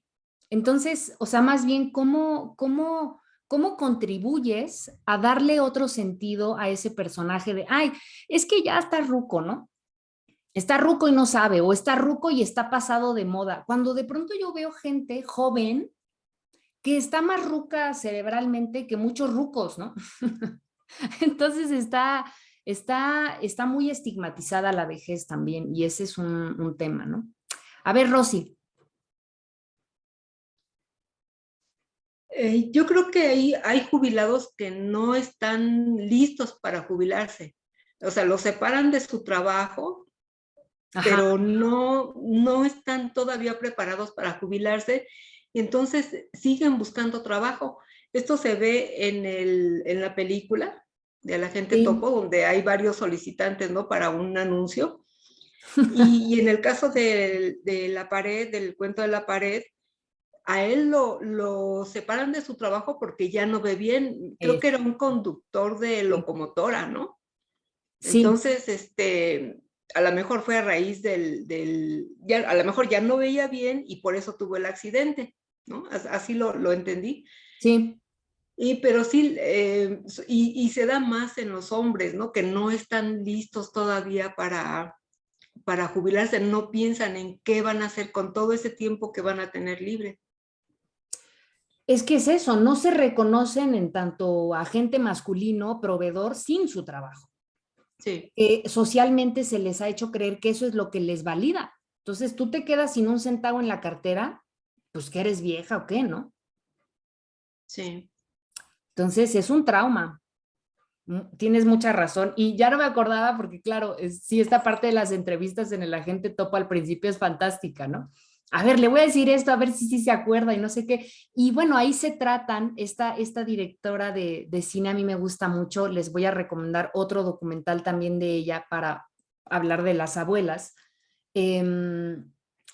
Lo trata con humor, pero finalmente también son estos estigmas ligados a la vejez, ya se les olvidan las cosas, cuando a veces los jóvenes también tenemos memoria de teflón o simplemente lo acelerado que está el mundo ahora hace que todo lo tengamos o lo demos hacia los dispositivos móviles y tal, ya nadie se sabe su celular, ¿no? Por ejemplo, o sea, cosas de esas, ¿no? Y antes las personas te recitaban hasta la fe de nacimiento, ¿no? O sea, porque es una falacia que solamente porque eres adulto mayor o ya no te acuerdas. No es cierto, no es cierto. O sea, aquí estos relatos creo que son muy claros respecto del peso de la memoria, ¿no? Porque se acuerdan. Gracias, Rosy. Eli. Ah, bueno, mira, yo aquí tengo otro punto de vista, porque, ok, yo estoy jubilada, yo tengo 80 años y yo ahorita estoy pasando una enfermedad que me está impidiendo y ya me está llegando el momento exactamente que nunca lo había tenido en toda mi vida, de no poderme manejar por mí misma, porque yo siempre me he manejado sola. Pero yo creo que también es cuestión de actitud. En primer lugar, de conocer tus limitaciones Claro. y de pues tú manejarte un poco mejor. Entiendo y lo sé, o sea, no es una cosa que me sea, o sea, que yo diga que le pasa a otra gente. Entiendo que sí hay un abandono. Entiendo que sí hay un descuido porque la gente ahorita vive muy a prisa, tienen Mm. muchísimas cosas que hacer y otras que se inventan, ¿no? Entonces, no tienen tiempo para los viejos. De hecho, no, yo me doy cuenta de que muchas veces no tienen tiempo entre ellos de sentarse a tomar un café y platicar un rato y de descansar de lo que están haciendo y poner sus ideas en orden, ¿no? Pero bueno, esto lo entiendes después de años de vivir igual y de tener otro tipo de experiencias, ¿no? Y poco a poco te vas dando cuenta de que pues, bájale tantito y disfruta la vida porque pues como ya la tienes cerca, dices, bueno, ahora sí disfruto el día de hoy, pero ¿cuántos días no disfruté, no? La verdad es que yo viví igual, ¿no? Y viví deprisa y hice todo lo que ahorita critico.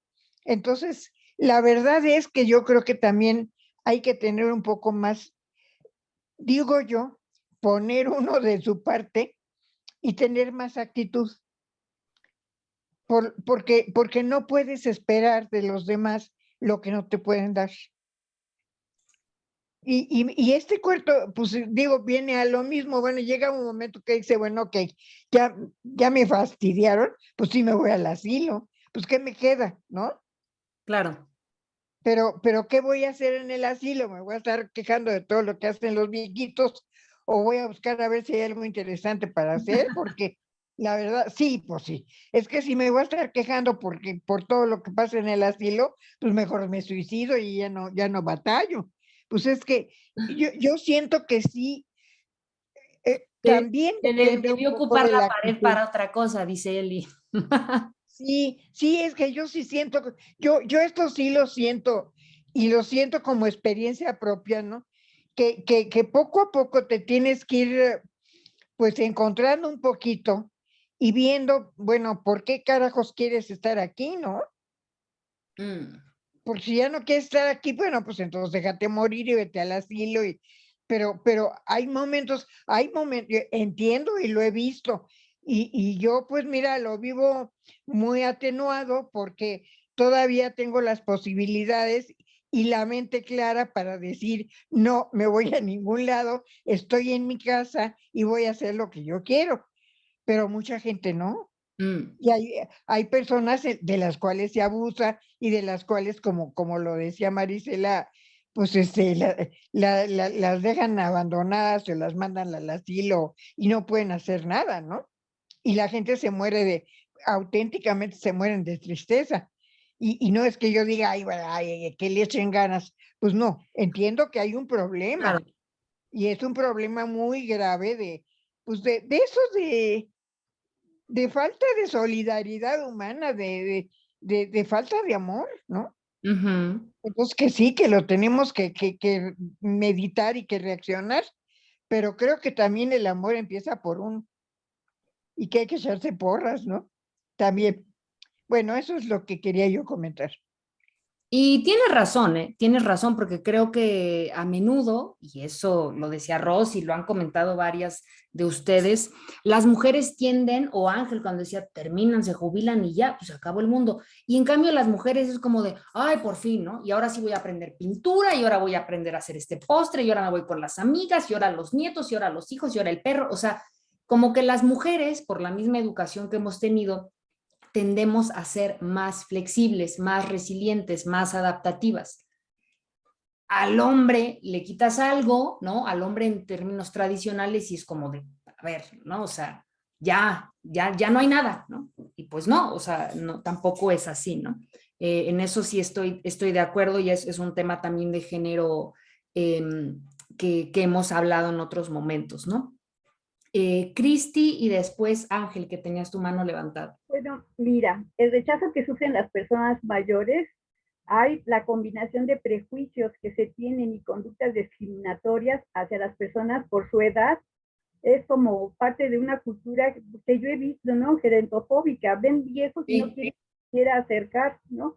Hay una pérdida de autonomía cuando ya se es viejo en ocasiones, de independencia, o cuando empieza uno a utilizar un bastón o se tiene que tener una andadera, ¿no? Entonces, pues entra el estado depresivo, ¿no? Claro. A veces la gente los pobretea, ¿no? Pobrecito, ya está grande, ¿no? Ya está viejito, ¿no?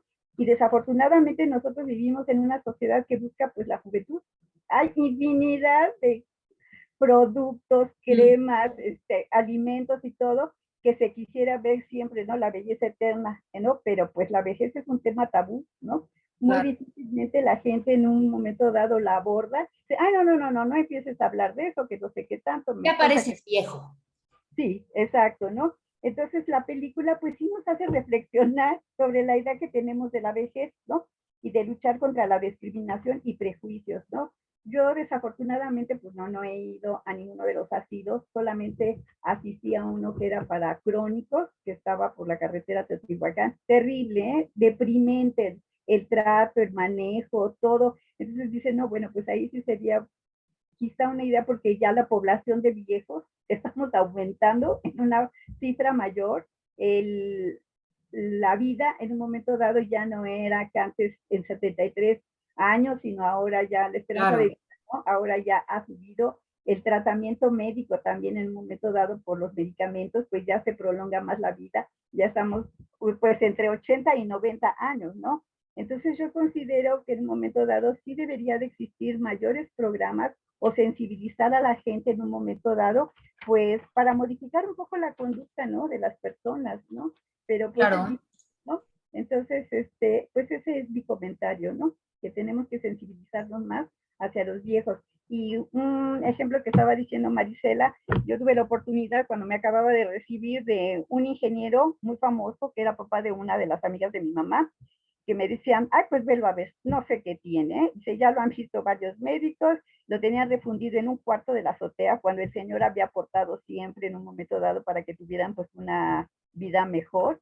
Entonces digo, ay, pues yo qué le voy a hacer, así lo pensé, a un viejito, pues si yo me acabo de recibir, no tengo ni idea de los padecimientos que puedan estar. Me senté, me invitó, tómese un café, doctora, tómese un té, y empezó él a hablar de todos sus viajes, de todo lo que había inventado, de todo. 3 horas nos estuvimos increíblemente, ¿no?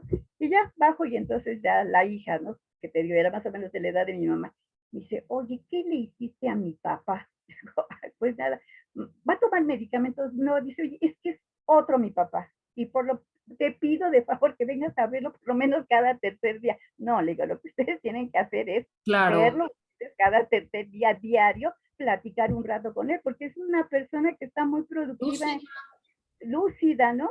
Y entonces me quedé siempre con esa idea, ¿no? De no hacer menospreciar, pues, a la gente adulta, ¿no? Porque Claro. es una gente muy valiosa y tienen muchas experiencias porque nos pueden en un momento dado quizá estimular, ¿no? Porque pues todos vamos para allá.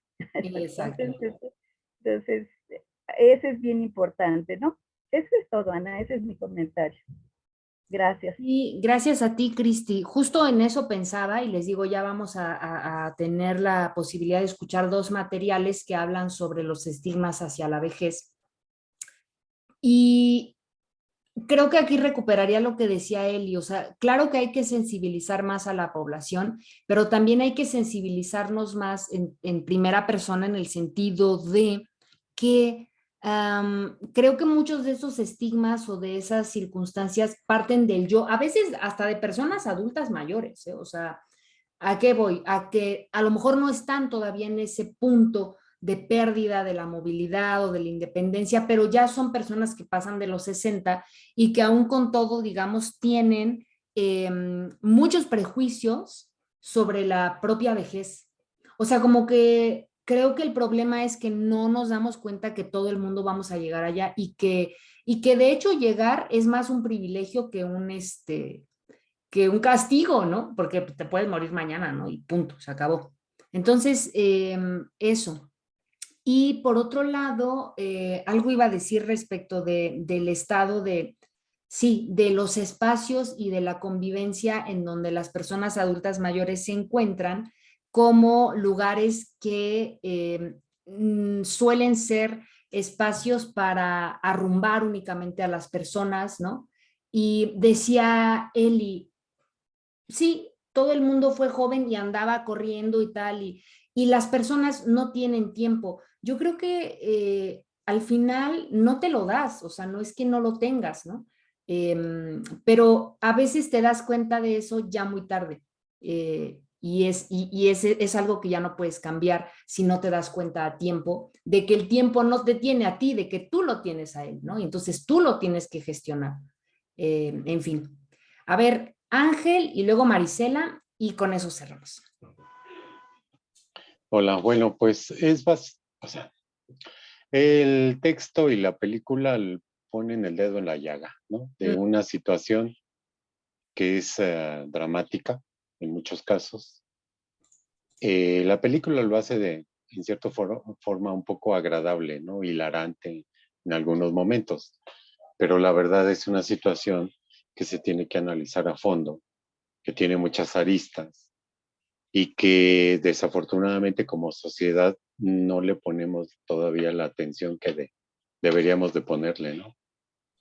Simplemente pues porque todavía tenemos esa idea de que juventud divino tesoro y como que nunca vamos a llegar para allá, pero ya cuando estamos ahí, pues entonces es cuando están los problemas encima, ¿no? Yo pienso, a mí siempre me ha llamado la atención esto de que en los empleos siempre ponen, se solicita a X persona como joven y con experiencia. Y digo, bueno, de joven, ¿cuándo tienes experiencia? Pues podrás tener los conocimientos, pero no tienes experiencia. Eso. Y digo, ¿por qué no le dan la oportunidad? Porque si tienes más de 40 años, encontrar un trabajo es bastante complicado, ¿no? Siempre prefieren gente casi saliendo de las universidades y entonces si tú tienes 40 años se va complicando más el asunto. No se diga si tienes más, ¿no? Cuando esa gente tiene una experiencia tremenda y Claro. podría aprovecharse de muchas formas, ¿no? Pero me ha llamado mucho la atención y siempre he preguntado en base a qué hacen eso. Nadie me sabe explicar a ciencia cierta por qué. Pero bueno, es parte de lo que se toma como que así debe de ser, definitivamente. Probablemente pienso que simplemente por cuestiones de salud, ¿no? A lo mejor dicen, una persona joven se va a enfermar menos que una persona que ya está mayor. Pienso eso. Pues quién sabe. Pero no creo que sea una base sólida, ¿no? Definitivamente. Sí, no, Y no. esta cuestión también lo he vivido muy de cerca con mi familia, con amistades y esto, de en qué momento debo de jubilarme y en qué momento debo de dejar el trabajo e irme a mi casa o hacer otras cosas, ¿no? Pues tampoco estamos preparados para eso. Nadie nos prepara. Y entonces cada quien debe de prepararse, pues, a como pueda, ¿no? Me tocó conocer mucha gente, compañeros, compañeras y gente que conozco de muchos años, mucho mayor que yo, que sigue en los hospitales. Productivamente ya no hacen gran cosa, ¿eh? Están ocupando prácticamente nada más un lugar. Y simplemente yo les preguntaba, bueno, ¿y por qué no te jubilas? No, pues, ¿qué voy a hacer a mi casa? ¿Me voy a pelear con mi esposa o simplemente, qué voy a hacer a mi casa? Como si, Pues a como si el barrer. hecho de, pues sí, pero no, es lo que te digo, no lo van, si no lo hicieron nunca en su vida, nunca lo van a Claro. hacer, ¿no? Y entonces ellos dicen que prefieren salir del hospital con los pies por delante que por su voluntad propia, ¿no? Y ahí están. Hay gente que conozco que tiene más de 80 años y sigue en el hospital. Y Pues entonces, siempre me ha llamado la atención esta cuestión. Y yo pienso que es como el temor a enfrentar esta situación de que si no me corren o si me corren ¿qué voy a hacer de mi vida? Y tienen razón las estadísticas. Dicen que mucha gente jubilada, sobre todo hombres, se mueren dentro de los primeros 5 años después de que dejaron de trabajar. Y yo creo que es eso, por no tener un plan de vida, ¿no? Pero también porque no nos han educado, o sea, y no es que esperemos que nos eduque, pero simplemente debería de haber una sensibilización, pienso, a sí, nivel social, a nivel de escuelas, de que, pues a fin de cuentas, todos en algún momento vamos a llegar a ese momento y lo que podremos hacer, ¿no? Definitivamente. Y claro. aceptar que vamos a llegar a ese momento. Pienso que ese cambio tiene que darse, pero como se tiene que dar en algún momento de la vida porque las sociedades se están haciendo cada vez más viejas. Sí, Todas las sociedades europeas y eso tienen índices de natalidad, algunos ya está en números negativos, ya ni siquiera en mínimos, está en números negativos. Entonces, esas sociedades de viejos, ¿qué va a pasar, no? Definitivamente. Y todos vamos para allá, todos vamos para allá. Entonces, es algo que tenemos que repensar como seres humanos, personalmente y como sociedad, sí. porque tenemos que lidiar con eso, ¿no? Cada vez vivimos más y cada vez queremos vivir más, pero no es Pero no adecuado, queremos pienso yo. envejecer. Exactamente, esa es una paradoja. Y la otra, queremos vivir más, pero ¿qué calidad de vida? ¿Con qué calidad de vida queremos envejecer más, ¿no? O Sí, vivir más tiempo. Entonces, voy a vivir 100 años, pero a expensas de ser un bebé, de que me den de comer, de que me bañen, de que me cambien y todo eso, pues no. Yo pienso que eso no es calidad de vida, definitivamente. Entonces, hay cosas que tenemos que repensar, te digo, como personas, cada quien, y como sociedad, y qué es lo que queremos para esta etapa de la vida. Si tanto peleamos por los derechos humanos, pues entonces que estos derechos humanos de este tipo, en esta etapa de la vida, pues sean lo más adecuados, ¿no? claro. Definitivamente. Entonces, bueno, ese es mi comentario. Pues váyanse pensando para esa sesión que no será la próxima, porque les explicaré la tarea, qué personaje veremos la siguiente semana, pero todo esto va muy en relación a cuando hablemos de la figura de los abuelos, de las abuelas, y sí, o sea, hay que irnos pensando cómo entendemos la vejez, ¿no? O sea, creo que es una tarea que es el punto de partida para cualquier transformación, ¿no? Definitivamente. Gracias. Gracias. Marisela, por favor, y contigo cerramos.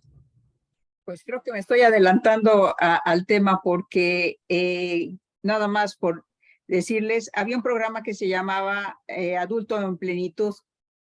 Entonces yo decía, ¿en plenitud de qué? Generalmente nuestra cultura tenemos miedo de mencionar las cosas como son.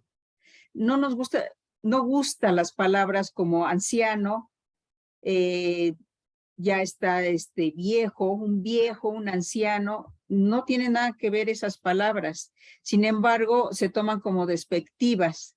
Asimismo, los niños que están discapacitados o adultos discapacitados, no los querían llamar inválidos o discapacitados, tenían que ser gente con capacidades diferentes. Entonces, este temor a llamar las cosas por su nombre ha llevado a no aceptar la vejez.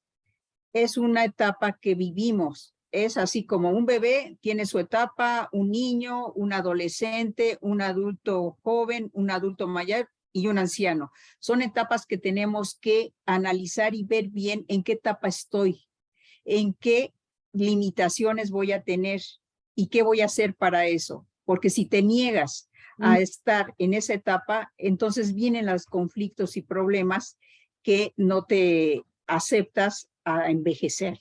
Por eso los cirujanos reconstructivos, y como ya lo mencionaron, ha sido todo un éxito porque sigues queriéndote ver joven. Yo, no es presunción, me dicen, ¿te ves bien? Yo tengo 66 años y me dice, ¿te ves bien? Le digo, sí, nada más que mi corazón, mis huesos, mi vista, mi oído y todo, saben perfectamente que tengo 66 años. Entonces no tengo a nadie. Yo también tengo 66 años, desde esa lógica, ¿eh? No tengo nada, exacto, no tengo por qué engañar y querer representar que estoy con otra edad para nada. Y siempre voy a decir mi edad, siempre voy a decir mi edad. Entonces, porque ¿a quién engaño? Pues a nadie, ni a mí. Entonces, yo creo que tienes que aceptar esas etapas de la vida. Gracias. Sí, sin duda. Y les digo, este tema no se cierra aquí, vamos a conversar todavía más pero solo un apunte más respecto de esta cuestión de los padres, que está esta canción interpretada por Alejandro Fernández, no sé si hay otro intérprete, desconozco, ¿no? De Mi Querido Viejo, las voy a pasar, seguramente la hemos escuchado todas, ¿no? Pero aquí yo rescataba la letra, que es justamente como esta metáfora, ¿no? Del hijo que va acompañando al padre a sabiendas justamente de cómo esa transición hacia la vejez implica, digamos, un último paso en ese ciclo vital, pues, ¿no? Creo que justo tampoco es que estamos habituadas ni estoy diciendo, la solución es que nos riamos, porque no es la solución, pero creo que justo estas lecturas sumamente nostálgicas de la vejez, ¿no? De relacionar, por ejemplo, el otoño con la senectud y la muerte y no sé qué, es lo que hacen que en lugar de hacernos un proyecto de vida para la adultez mayor, lo veamos como ya me marchité, ya me morí, ya, la momia, ¿no? Como decía el viejo, una momia, ¿no? Pues no, o sea, ¿qué tanto aportan, digamos, como estas lecturas? A mí me gusta más esta visión femenina de la gente topo, ¿no? De Maite Alberdi, que estas como lecturas tan nostálgicas donde dices, es que pues sí, ya al final del callejón, ya, pues ni modo, ¿no? Pues no, o sea, es como decía Eli, a ver, o sea, mientras tú tengas poder de decisión y capacidad, pues reconoces tus limitantes, pero no dejas de intentarlo, ¿no? Creo. Bueno, les mando la letra, es una canción que seguro habrán oído. ¿Y de qué vamos a hablar la siguiente semana? De la figura de la esposa. Para esto les voy a hacer pues 4 recomendaciones, pero una va a ser como optativa y como tengan de tiempo. ¿Por qué? Porque se trata de una película que la original es de el 75, Las esposas de Stepford. Pero se hizo un remake, se hizo una versión gringa protagonizada por Nicole Kidman muchos años después. Les voy a mandar ambas películas, ¿no? Las mujeres de Stepford fue la versión gringa. Entonces, pueden ver ambas, pueden ver solo una. El argumento es el mismo. Esta es como la parte optativa. Y hay que leer de Samantha Schweblin, de quien escuchamos el cuento de conservas, este texto de Mujeres Desesperadas, que se los voy a mandar, y del texto que también se los reenvío, pero recordarán ustedes que leíamos de Liliana Blum, de quien leímos El Cactus, ¿no? De este mismo libro de La tristeza de los críticos, o de los cítricos, ya no me acuerdo. Les voy a reenviar el libro para leer un cuento de Liliana Blum que se llama Conejillo de Indias. Entonces, estos 4 materiales, les digo, de las películas pueden elegir solo ver una o ver ambas, hablan de la figura de la esposa. Y ese es el tema que nos va a ocupar la siguiente semana. Entonces, además de mandarles el mapa y la sesión del día de hoy, les voy a compartir estos materiales para que puedan organizarse y durante la semana, pues, verlos y pues ya con base en estos platicamos el siguiente lunes, ¿de acuerdo? Sí. Perfecto. Pues pasen un muy buen lunes, disfruten su tarde y nos vemos la próxima semana a las 2. Hasta luego. Okay. Gracias. Gracias. Hasta luego. Hasta Bye. luego.